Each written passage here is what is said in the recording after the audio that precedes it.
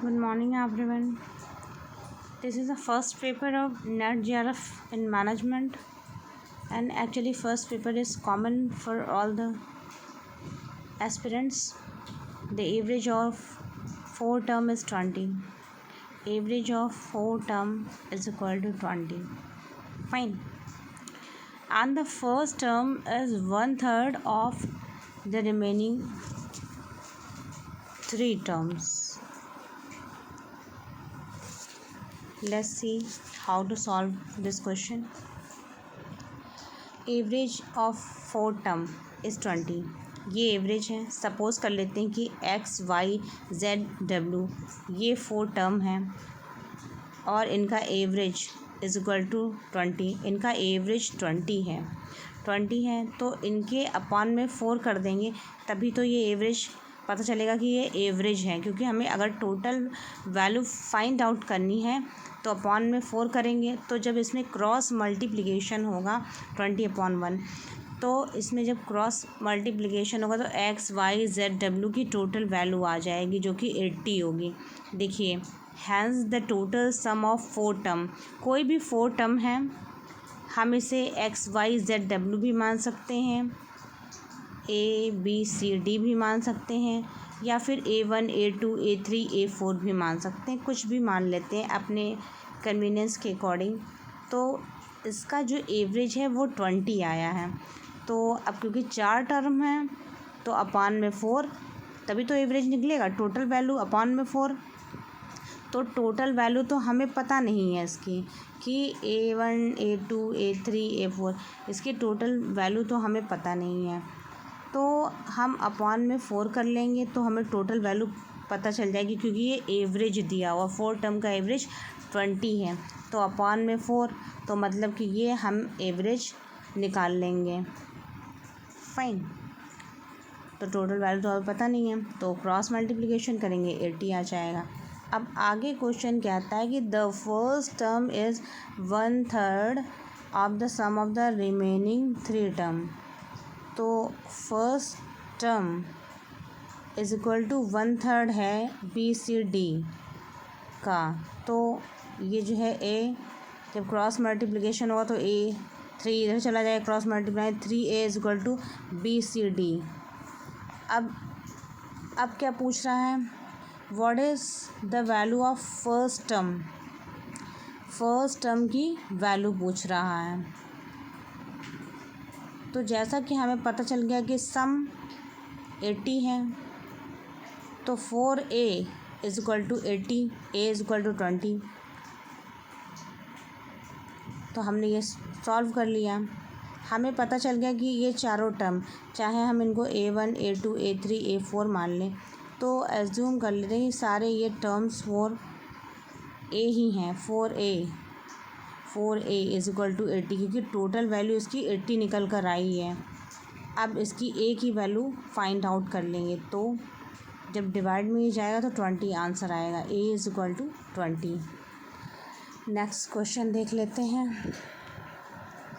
The average of monthly income of PQ is 5050. The average income of QR is 6250 and that of PR की average income है 5200. तो सबकी monthly average income दी है. अब सबकी monthly हम टोटल इनकम फाइंड आउट कर सकते हैं.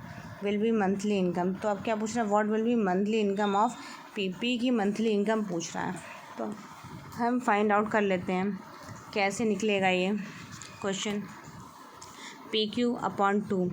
तो क्योंकि एवरेज दिया हुआ है हमें PQ का, तो एवरेज हम अपॉन में करके निकालते हैं टोटल वैल्यू का. टोटल वैल्यू हमें पता नहीं है, जो कि हम फाइंड आउट करेंगे. मीन्स एवरेज वैल्यू PQ/2 ये एवरेज है, और इज इक्वल टू एवरेज हमने लिख दिया है.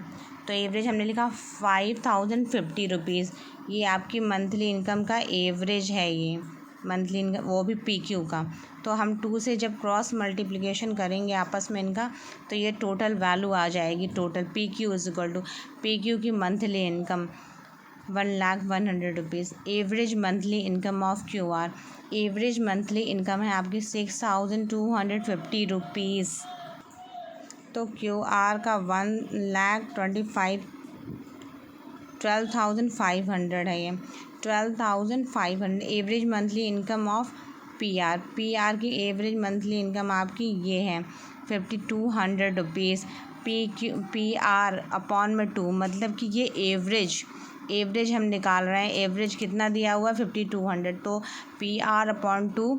तो किसी का भी एवरेज हम कैसे निकालते हैं, टोटल सम अपॉन 2।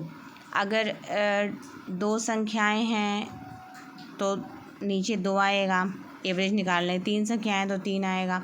तो इस तरह से हम एवरेज निकाल लेते हैं। Total sum upon number of digits, कितने लोगों की एवरेज निकालनी है, उनका टोटल सम और एवरेज की संख्या, मतलब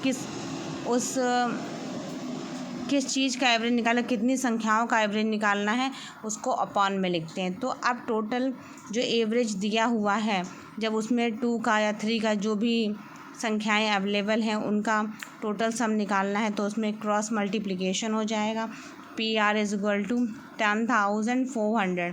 तो हमें ये ज्ञात हो गया। अब जैसा कि तीनों इक्वेशन से कलेक्टिवली हम ले लेंगे, फर्स्ट, सेकेंड, थर्ड। जो बिगिनर है वो इजीली समझ सकते हैं कि कैसे हमने सॉल्व किया है क्वेश्चन को। 2, क्योंकि हमें एवरेज निकालना है, और 2 हमने इसलिए लिखा है क्योंकि ये टोटल सम है, ये इन सब का टोटल सम है, इसलिए हमें यहाँ 2 लिखना पड़ा है।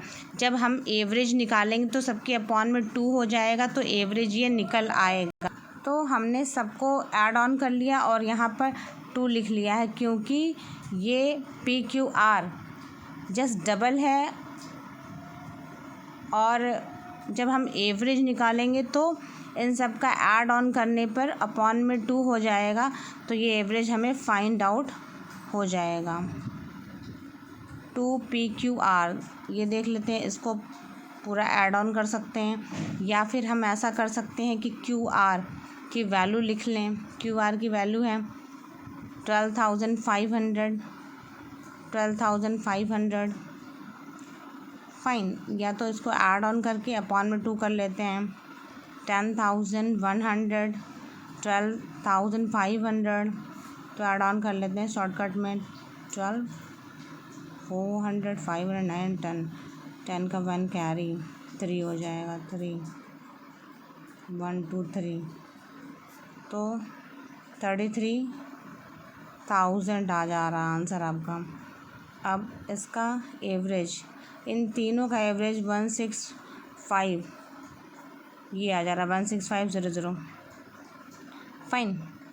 तो ये आ गया PQR का एवरेज। अब QR का हम देख लेते हैं वैल्यू क्या है। QR का जो टोटल वैल्यू है 12,500 है।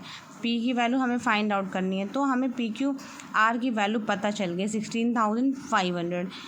तो QR की वैल्यू हमें पता है 12,500 है। इसमें से जब हमें P की वैल्यू पता करनी होगी तो ये माइनस कैंसिल हो जाएगा। P इज इक्वल टू जो भी माइनस करने पर आएगा वो आपका आंसर हो जाएगा। 5 में ऐसे 5 जाएगा 0, 6 में से 2, 4, बाकी 2, ये आपकी वैल्यू आ गई। तो P की मंथली इनकम 4,000 है, ये आपका करेक्ट आंसर है। आई होप आपको समझ में आ गया होगा। चलिए तो एक क्वेश्चन और देख लेते हैं। A seller mixes 26 kg rice and a seller mixes 26 kg rice of an price 20 rupees with 30 kg different variety of rice and a price is 36 rupees per kg। 26 kg rice है जिसका price 20 rupees पर kg है, ठीक है। तो जब इनका multiplication करेंगे तो हमें टोटल वैल्यू पता चल जाएगी। तो टोटल वैल्यू कैसे पता है, 26 इंटू 20, ये आपकी टोटल वैल्यू हमें पता चल जाएगी कि 26 किलो राइस का प्राइस क्या है। अब कुछ मिक्स राइस है उसमें, उसकी 36 क्वांटिटी 36 kg है जिसका प्राइस आपका 30 रुपीज़ है। तो इन दोनों को मल्टीप्लाई करने पर 36 रुपीज़ 30 kg का तो टोटल प्राइस इनकी पता चल जाएगी। प्लस का साइन बीच में लगा देंगे क्योंकि इनकी टोटल वैल्यू हमें पता करनी है। दो वेराइटी ऑफ राइस हैं, 2 variety of rice are available in that 20 kg of rice, जो कि 26 kg ऑफ राइस है, 20 रुपये किलो है, 20 रुपीज़ किलो है।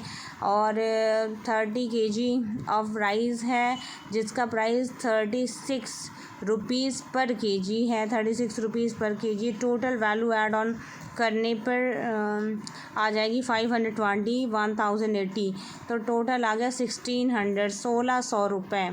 अब total price of 56 kg mixes rice. अब इसमें आगे कह रहा है कि टोटल प्राइस 1680 रुपीज़ है, तो ये आपका पता चल गया। टोटल वेट आपका 56 kg आ गया। ही सेल्स मिक्स राइस ऑफ ₹30।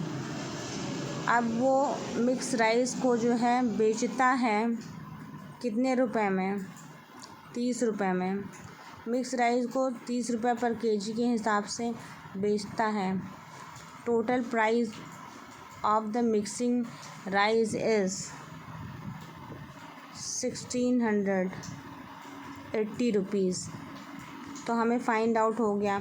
अब उसने क्या किया है कि he sells both the mix rice, दोनों को मिला लेता है। He sells both the mixed rice at ₹30 rupees पर बेचता है। तो 56 को 30 से मल्टीप्लाई कर देंगे, ठीक है। अब उसके बाद ये प्राइस आ जाएगा। मिक्स करने पर इतने रुपए, उसको इतने रुपए हैं और इतने रुपए पे बेच देता है। सीपी में से होता है कॉस्ट प्राइस, ठीक है। क्रय मूल्य, विक्रय मूल्य, सेलिंग प्राइस आपका 1680 रुपीज़। अब गेन परसेंटेज, प्रॉफिट परसेंटेज इसमें निकालना है हमें। Profit 1680 rupees. तो आई होप आपको समझ में आ रहा हो। 1680 रुपीज़ एंड माइनस 1600 और क्रय मूल्य SP minus CP upon CP into 100। Percentage profit gain, percentage profit या प्रॉफिट, फाइन। तो 80 रुपीज़ आ जाएगा। अब 80 को क्रॉस करके आप निकाल लेंगे कि क्या परसेंटेज आया। 80 अपॉन 1600 इंटू 100, 100 से 100 कैंसिल हो जाएगा। 16 पंजे 80, फाइन। आ गया आपका 5%, 5% राइट। तो 5% आपका गेन हुआ है। 1680 में इन्होंने टोटल बेचा है, ख़रीदा है 1600 रुपये में, 1600 में ख़रीदा है, 1680 में इन्होंने सेल किया है, 80 रुपये का इन्हें प्रॉफिट हुआ है। तो 5% का ही सिर्फ प्रॉफिट हो रहा है। तो आई होप ये बहुत इजी क्वेश्चन था, प्रॉफिट एंड लॉस का क्वेश्चन था। कितना profit? CP cost price means क्रय मूल्य, SP सेलिंग प्राइस, विक्रय मूल्य, जिस प्राइस पर बेचा जाता है। SP मतलब विक्रय मूल्य, जिस प्राइस पर बेचा जाता है। CP क्रय मूल्य, जिस प्राइस पर आपने किसी भी वस्तु को ख़रीदा है। सेलिंग प्राइस, जिस प्राइस पर आपने किसी भी वस्तु को बेचा है, वो सेलिंग प्राइस। तो आई होप आपके पूरे बेसिक कॉन्सेप्ट क्लियर हो गए होंगे कि सेलिंग प्राइस क्या है, प्रॉफिट कैसे निकालते हैं, गेन क्या हो रहा है। Thank you.